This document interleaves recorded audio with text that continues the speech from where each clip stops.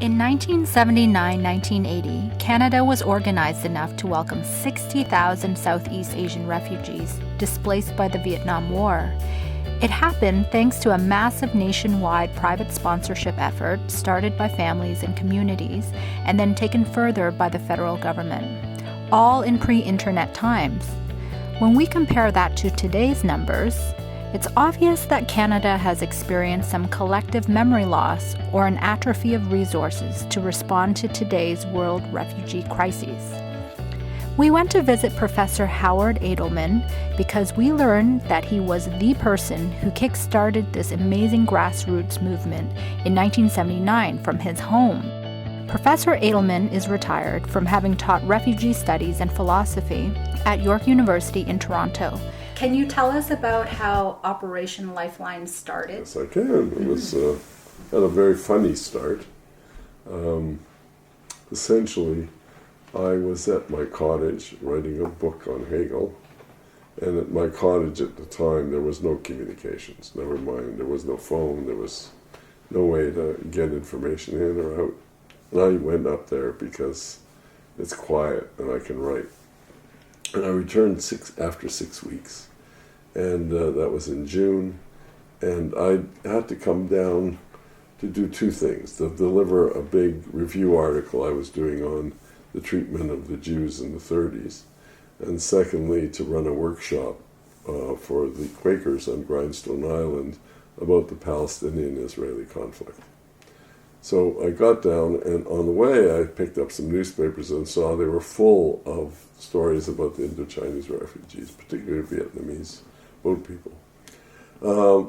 So I'm thinking about these stories and returning an article on the Jews who were turned down and turned back, and thinking this can't happen again.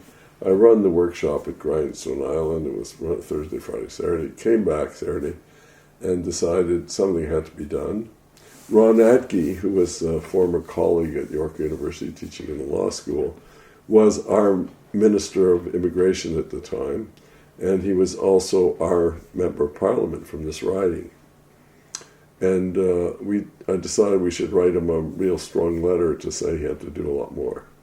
So I phoned the priest at the corner who I knew up the street on St. Clair. I phoned a minister at the Anglican Church. I phoned two rabbis on Bathurst Street, phoned my alderman, and we all got together at 1 o'clock on Sunday. The next day, everybody who I invited show up, about was 20 it at people. This house? Yeah, at this house. Actually, it was next door. Okay. We lived next door at the time. So 20 people show up, including my graduate student, who I'll tell you about later.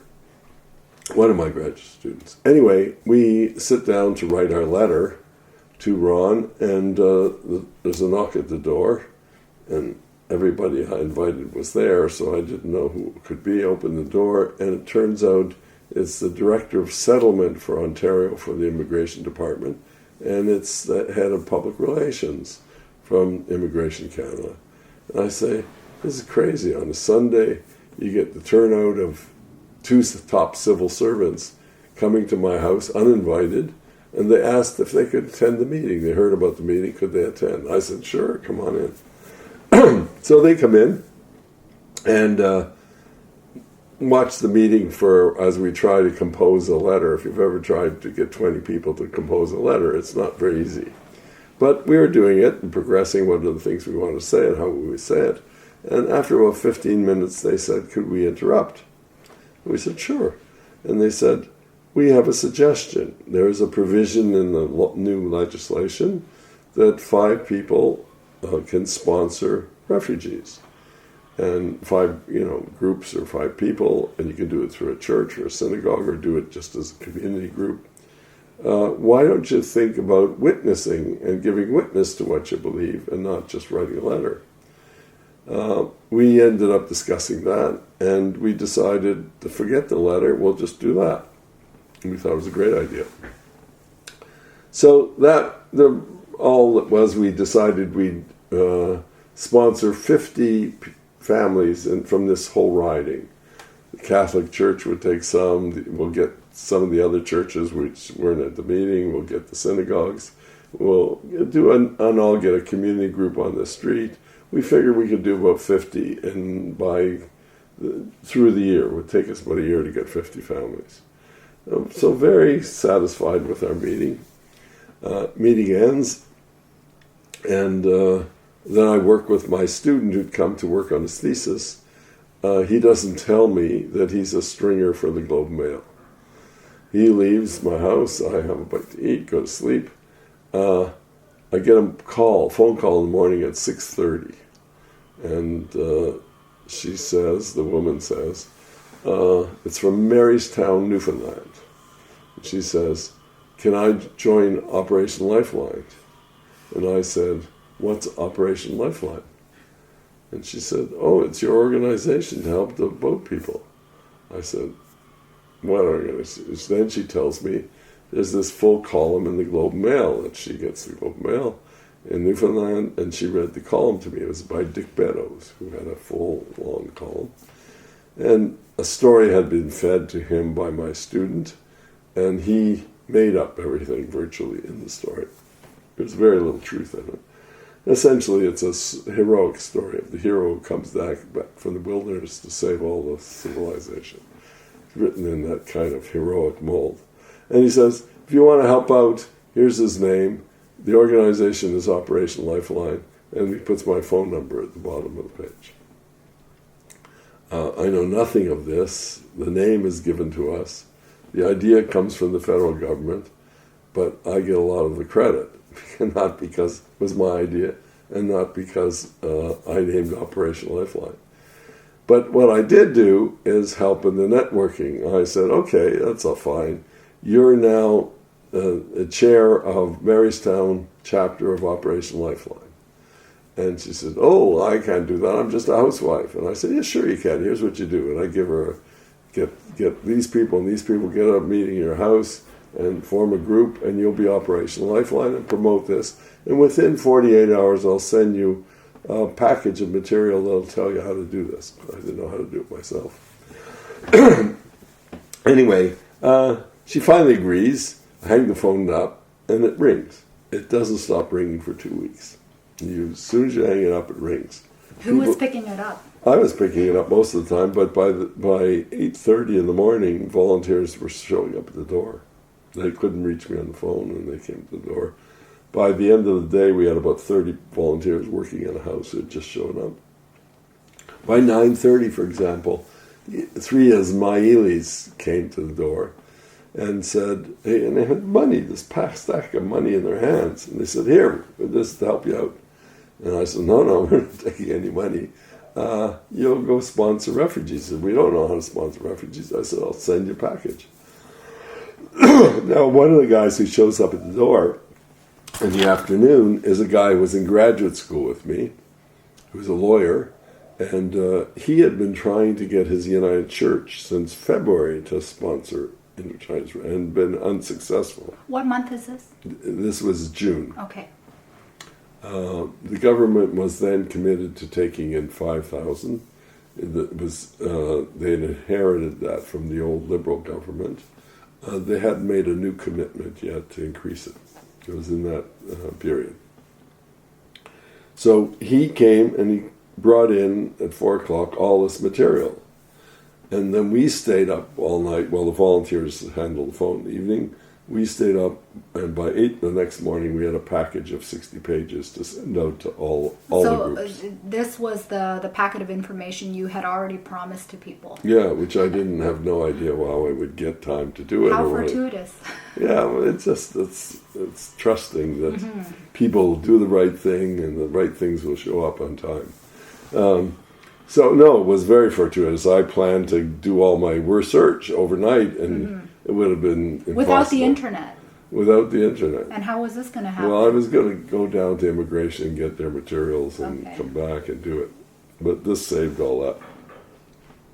But that happened all week. I mean, Mayor Sewell came back down after a week or so and offered us space in City Hall so all the volunteers could move out of the house. Wow. Then the province gave us a whole floor in a building. So everybody was really eager to pitch in. So it was a real spontaneous community movement. And by the end of 2 weeks, we had 66 chapters of Operation Lifeline operating across Canada. 66 chapters. Yeah. Wow. And all organized on the phone.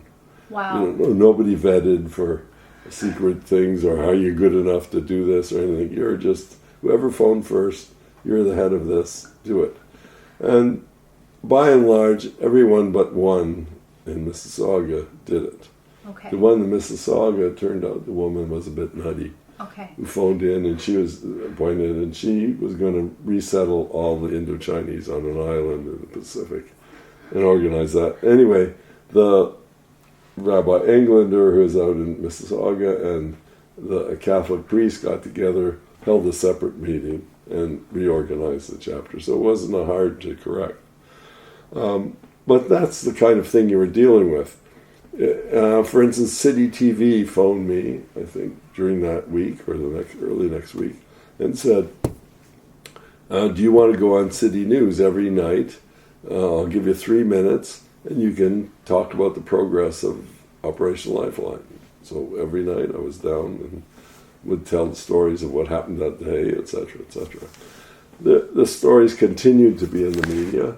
By the within a very short time, Bronacki phoned and talked about raising the level. So they raised the level from 5,000 to 8,000 government-sponsored and 4,000 privately sponsored. Why had they done that, the federal government? Because, the response was big, and they saw they could handle it, and they saw it was far bigger than the 5,000, and they'd only had room right now for a government-sponsored. They had been looking for really getting the private sponsorship off the ground and had 2 successes. The Mennonites had signed a master agreement back in March, and just a month later, the Christian Reformed Church signed a master agreement to engage in sponsorship. So we knew nothing about that when we were organizing. So, given that, that big start, they raised their totals. But the totals kept going way up. They didn't stop. And Ron phoned me and said, how many do you think we can take at the rate we're going? So I did a rough calculation because by the end of the second week, we already had over 50 sponsors from this riding, sponsorships. And I figured if we could do that in 2 weeks. So people were prepared with money. Yeah, prepared to give money, prepared to give, for instance, you see the coach house out there? Yeah. Well, 3 Vietnamese girls live there. I said, okay, they'll live in the coach house. Okay. And, 2 architects live there now. But, it was something that was my kids' play area then. But that's here's housing. People have to give money. We pulled money together. And other groups did different things. So you had this big upsurge in the movie, in the willingness to sponsor. You had all the media behind you, and you had the government providing really strong leadership, wanting to satisfy you. Ron Atke, when he took over the ministry on June 6th, said he had read an article about the treatment of the Jews in the 30s, and he sent that article, which became part of a book called None is Too Many, which was about the mistreatment and not helping the Jews in the 30s. And he sent that and made it compulsory reading for all his officials. Anyway, he called me early July and says, how many do you think we can take? I didn't know how many we could take. I phoned across. And I figured if half the constituencies took half the number we were taking in this riding, we could take 50,000. And they worked out a formula of 1-to-1. That they, over and above the 8,000 to which they were committed, they would take 1 more refugee for every refugee in the private sector. So we'd have a target of 21,000. Where did they find that money? Or where did they suppose that money would come from? They got the cabinet to pass that money and spend money. They did it very fast. They were, So from June, which was a Sunday meeting, yeah. when did this get passed? This is all happening in 3-4 weeks. Wow. All very fast. You went from 5,000 to 8,000 to 12,000 to 50,000 within about